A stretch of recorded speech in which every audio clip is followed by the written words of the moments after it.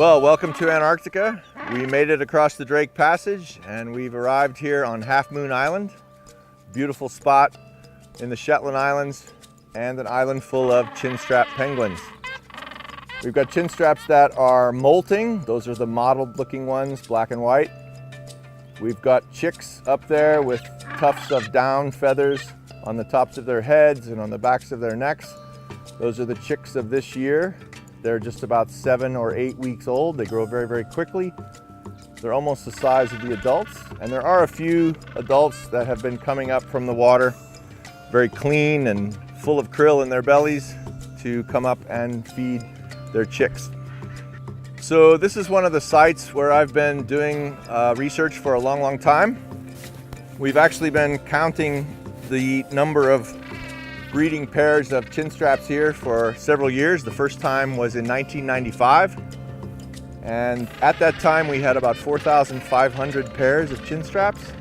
It's come down a bit to under 3,000 pairs. We can see that just by counting the number of active nests from year to year and the productivity of the chicks. It's an interesting study site that's been monitored for over 25 years now. And it gives us a little bit of an indication about what's going on here in the Antarctic environment. It seems that increased snowfall may be affecting their breeding sites, because down low we used to have quite a bit more activity of the chinstraps, and now they're just up high on the peaks. So it may be snowfall that's the factor limiting their reproductive success.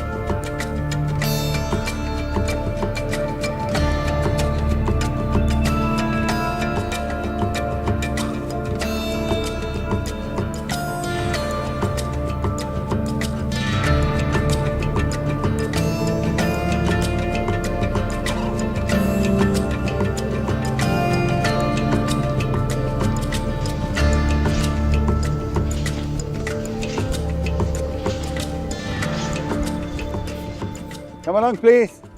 First row seats available. If you want some information about the area, just to read the landscape a little better, we are in this bay called Anvord Bay. Nico Harbor. Nico is a name given because there was a whaling ship called Nico stationed here in the very early days of Antarctic exploration. The place we're standing on and the place you just walked is one of the few ice-free areas of Antarctica. The whole of Antarctica has only 0.3% of its terra firma exposed. In the peninsula where we are now, that goes 10 times higher, so 3% of the whole peninsula is free of ice, which is still pretty little. And having exposed ground is fundamental for the wildlife. Penguins need to breed, seals have to come out, and then of course we can follow. So all these cliffs of ice are calving, as you see, numerous icebergs all around. And they're calving. Some of them are more active than others. We already saw some calving today. In this area here, you can see all the brush ice floating around. So do enjoy the scenery. It's a wonderful day.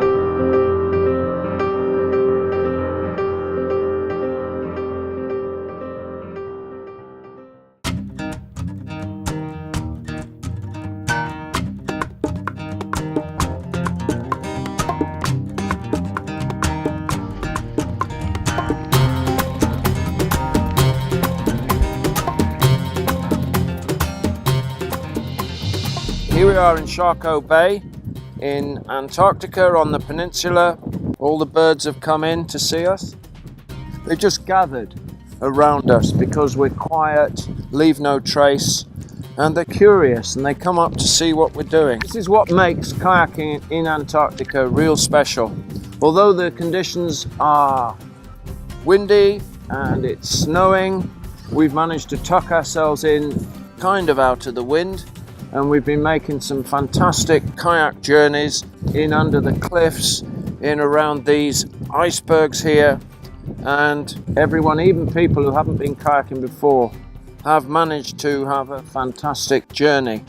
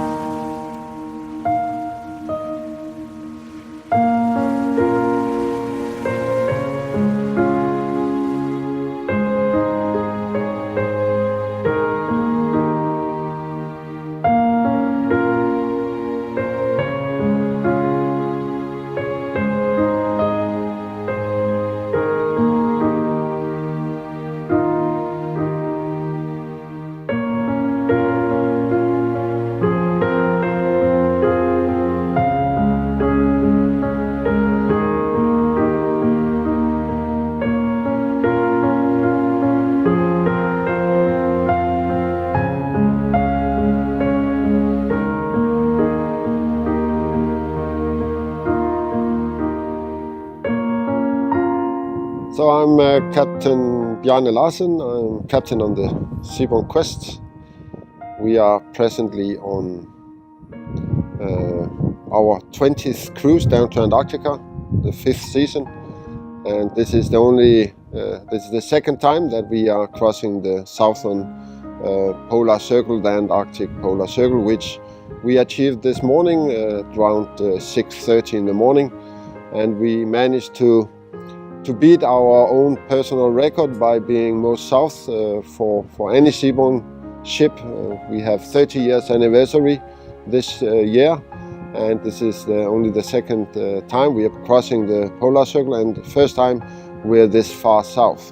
We actually changed our plan yesterday just to get south and get the most out of it, and to make sure that we all could go home, especially our guests, with a certificate saying that they have been crossing the polar circle down south.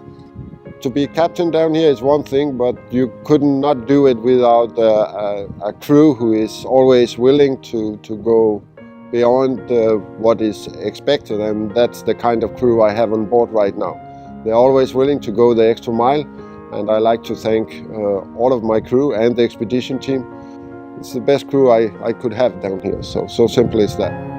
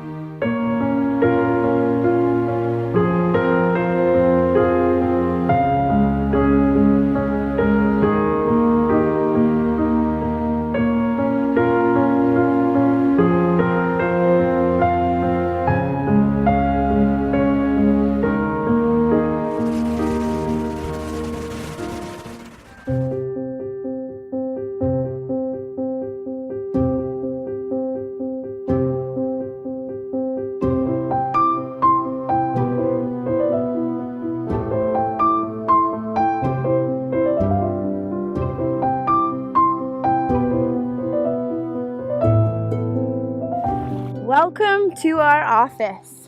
This is an incredible part of the world, and being here as a kayak guide offers us an incredible perspective. We are right down on the water, along the shorelines, paddling through brash ice, bergy bits, icebergs, watching penguins porpoise past us in the water, playing with frolicking fur seals and other seal species. We've got glaciers surrounding us. We're listening to Antarctica as she speaks, as the glaciers calve off, smashing down into the water. Some days we can have an interesting trip where we actually have to surf gently over the tops of these waves created by the calving glaciers.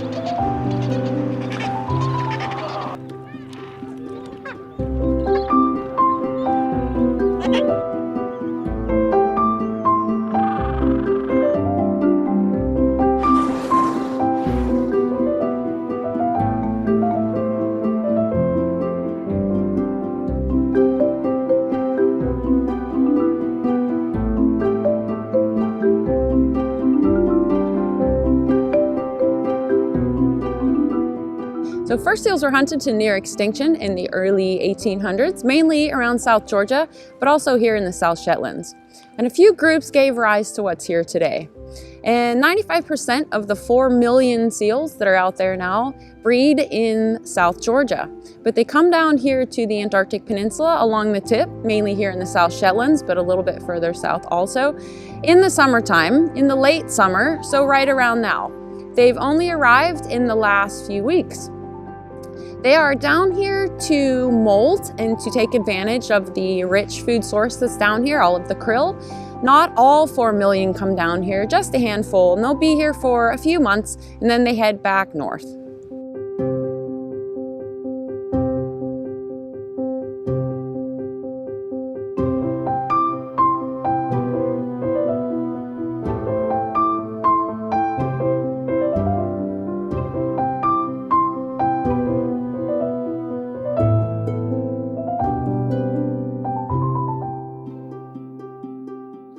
But the main mission of UNESCO for World Heritage is to protect the sites that are important for humanity for the future generations. That's our task. We have about 1,000 of these sites, a little more than 1,000, and we work with public and private partners to protect the sites and to ensure that the future generation will be able to enjoy them. Well, the partnership with the Seabourn is a match between an international intergovernmental institution and a private operator that share the same values, they share the same view. They want to protect the sites for the future. Tourism can be a very important factor in protecting World Heritage sites because it can bring not only resources that are important for the management of those sites, but also awareness. It's very important that the people of the world are aware that these sites are very fragile. They're very exposed to risks. Tourism that is aware of this risk can be a very, very important help in the effort that we are conducting.